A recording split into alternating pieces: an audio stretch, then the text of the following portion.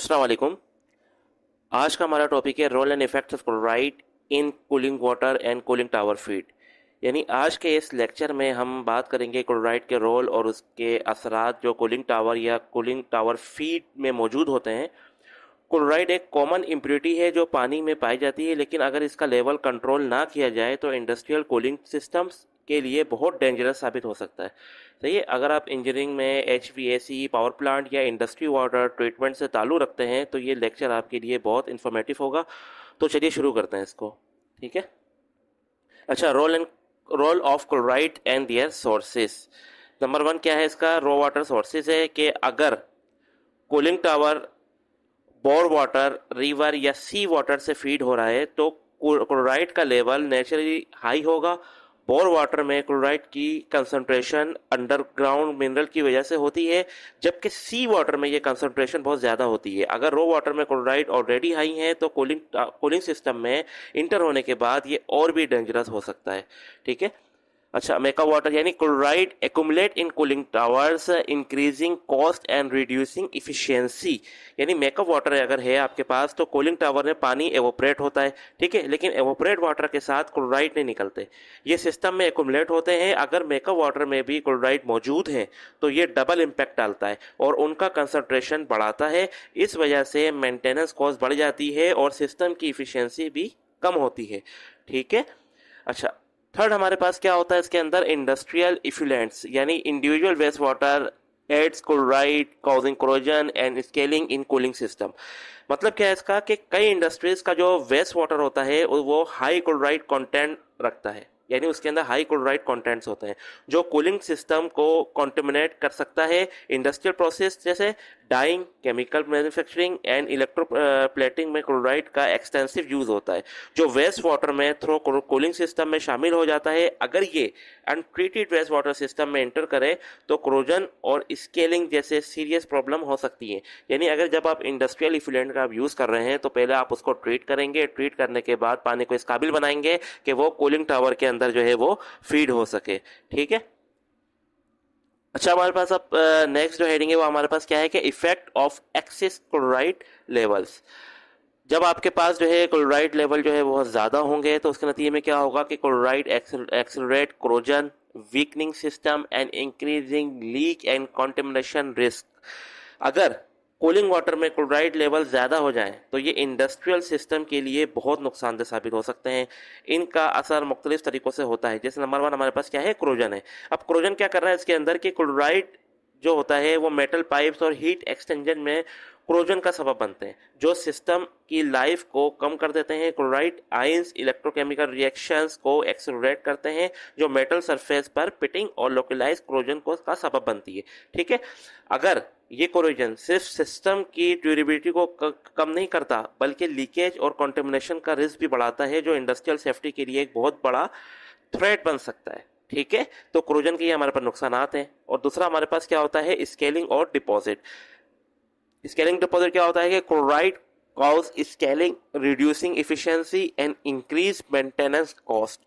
होता क्या है स्केलिंग से कि क्लोराइड आयन जो होते हैं वो कुछ मिनरल के साथ रिएक्ट करके स्केल और डिपॉजिट बनाते हैं।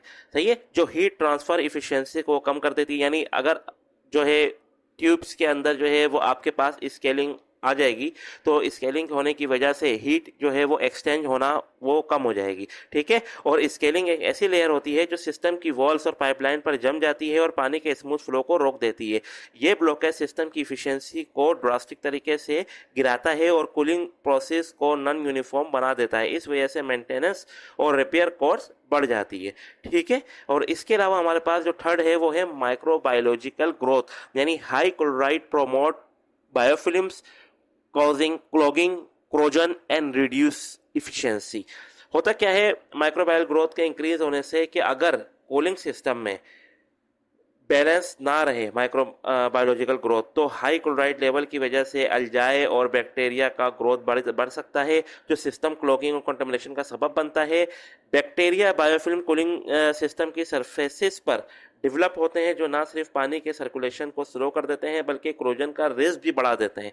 ये इशू एनर्जी कंजप्शन को बढ़ाता है और सिस्टम की इफिशियंसी को ड्रामेटिकली रिड्यूस कर सकता है।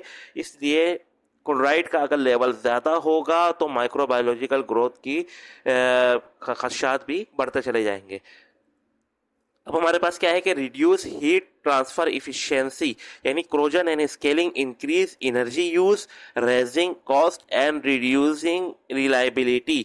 यानी अगर हीट ट्रांसफर इफिशिएंसी कम हो जाता है, जैसे हमने पहले पढ़ा कि स्केलिंग अगर बढ़ जाए तो हीट ट्रांसफर इफिशिएंसी जो है वो कम हो सकता है, और अगर हीट ट्रांसफर इफिशिएंसी कम हो जाता है तो क्या होता है कि अगर सिस्टम में अगर क्रोजन और स्केलिंग हो जाए, जैसे अभी ट्यूब्स के अंदर अगर स्केलिंग और क्रोजन हो जाती है तो हीट ट्रांसफर इफिशिएंसी कम हो जाती है और कूलिंग सिस्टम ज़्यादा एनर्जी कंज्यूम करता है। इसका असर सिर्फ प्रोडक्शन कॉस्ट पर नहीं बल्कि ओवरऑल सिस्टम की रिलायबिलिटी पर भी पड़ता है।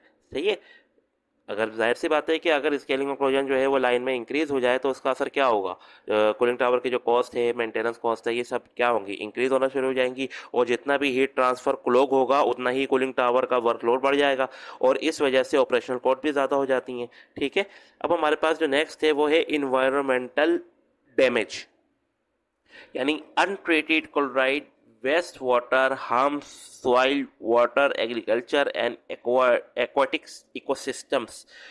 होता क्या है कि जब हाई क्लोराइड जो वेस्ट वाटर होता है अगर ट्रीट किए बगैर डिस्पोज किया जाए, सही है, अगर ऐसे ट्रीट किए बगैर डिस्पोज किया जाता है तो ये पानी ज़मीन की क्वालिटी को भी ख़राब कर सकता है, क्लोराइड सॉइल में पेनिट्रेट करके एग्रीकल्चर प्रोडक्टिविटी को भी इफेक्ट कर सकते हैं और पानी के एक्वाटिक इकोसिस्टम को भी डिस्टर्ब कर देते हैं। सही है, ये contamination long term environmental hazard create कर सकती है जो सस्टेनेबल इंडस्ट्रियल प्रोसेस के लिए एक मेजर कंसर्न है। ठीक है, अब इसका सोल्यूशन क्या है कि सोल्यूशन फॉर कंट्रोलिंग क्लोराइड। आप इसको कैसे कंट्रोल करेंगे, सबसे पहले तो आपके पास आता है इसके अंदर ब्लो डाउन प्रोसेस, यानी blow down remove excess chloride maintaining water balance in cooling system. यानी कूलिंग टावर के अंदर एक ड्रेन का ऑप्शन होता है और एक ब्लो डाउन का ऑप्शन होता है, तो आप ब्लो डाउन की मदद से जो है इसको कम कर सकते हैं, रिड्यूस कर सकते हैं, यानी पानी का एक स्पेसिफिक अमाउंट जो है वो डिस्चार्ज करके ताकि एक्सेसिव क्लोराइड रिमूव हो सके। ब्लो डाउन एक कंट्रोल वाटर इंक्रीज मैकेनिज्म है जो पानी के केमिकल बैलेंस को मेंटेन रखने के में मदद देता है। अगर ब्लो डाउन सही तरीके से मैनेज किया जाए तो क्लोराइड लेवल को सिग्निफिकेंटली कंट्रोल किया जा सकता है। अगर आप ब्लो डाउन सही तरीके से जो है वो ऑपरेट करते रहेंगे तो क्लोराइड का जो अमाउंट है वो सिग्निफिकेंट तरीके से उसको आप मेंटेन करते रहेंगे। ठीक है, अब क्लोराइड किस तरह मालूम किया जाता है पानी के अंदर, ये हम अपनी नेक्स्ट लेक्चर के अंदर इसको देखेंगे। ठीक है, अभी हम क्या करते हैं कि रिवर्स ऑस्मोसिस आरओ फिल्ट्रेशन, यानी आरओ फिल्ट्रेशन जो है वो उसको हम RO filtration remove chloride ensuring high purity water and system longevity. सही है, जो आपके पास जो आरओ सिस्टम होता है ये एक एडवांस फिल्ट्रेशन प्रोसेस है जो क्लोराइड को रिमूव करने में मदद देता है। ठीक है, RO membranes dissolve salts and impurities को इफिशिएंटली फिल्टर करती हैं। सही है, जो टीडीएस होता है हमारे पास डिजोल्व सॉलिड उनका जो है इफिशिएंटली फिल्टर कर देती हैं, जो हाई प्योरिटी वाटर सप्लाई करती है, कूलिंग सिस्टम की लॉन्गिविटी को मेंटेन करती है। ठीक है, तीसरा हमारे पास क्या है इसके अंदर, केमिकल ट्रीटमेंट, यानी non chloride inhibitor control corrosion and microbes improve system efficiency. यानी नॉन क्लोराइड बेस्ड जो क्रोजन इनहिबिटर होते हैं और बायोसाइड जो होते हैं अगर उसका यूज़ किया जाए तो केमिकल ट्रीटमेंट क्रोजन और माइक्रोबायल ग्रोथ को कंट्रोल करने के लिए ये एक रिलायबल तरीका है जो सिस्टम की इफिशिएंसी को भी इनहेंस कर देता है। ठीक है, और नंबर 4 हमारे पास क्या होता है इसके अंदर, सॉफ्टनिंग एंड डीमिनरलाइजेशन, यानी ion exchange remove chloride ensuring effective water purification and control. अब सॉफ्टनिंग और डिमिनरलाइजेशन प्रोसेस क्या होता है कि वाटर सॉफ्टनिंग और आयन एक्सचेंज के टेक्निक्स क्लोराइड को कंट्रोल करने में मदद देते हैं।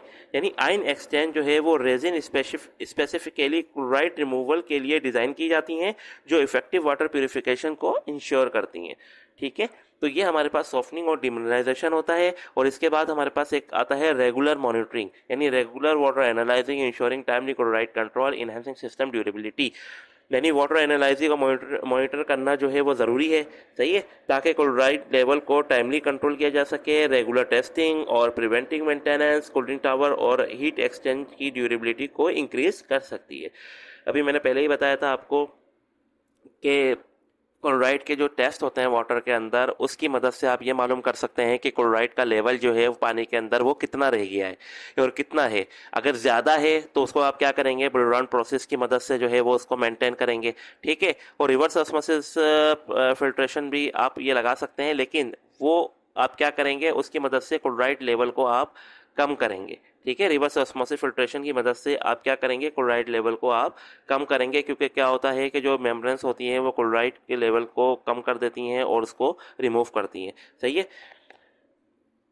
तो अभी हमने क्या सीखा आज के लेक्चर में कि क्लोराइड कूलिंग टावर में नेचुरली मौजूद होते हैं, लेकिन अगर उनका लेवल बढ़ जाए तो कोरोजन, स्केलिंग और एफिशिएंसी लॉस का सबब बन सकती हैं। क्लोराइड लेवल को कंट्रोल करने के लिए मॉनिटरी केमिकल ट्रीटमेंट और फिल्ट्रेशन सिस्टम का इस्तेमाल करना भी ज़रूरी है। सही है। अगर आपको लेक्चर पसंद आया हो तो उसको लाइक करें, शेयर करें और चैनल को सब्सक्राइब करें। आपके फीडबैक का इंतज़ार रहेगा। मिलते हैं नेक्स्ट इन्फॉर्मेटिव लेक्चर में। अल्लाह हाफिज़।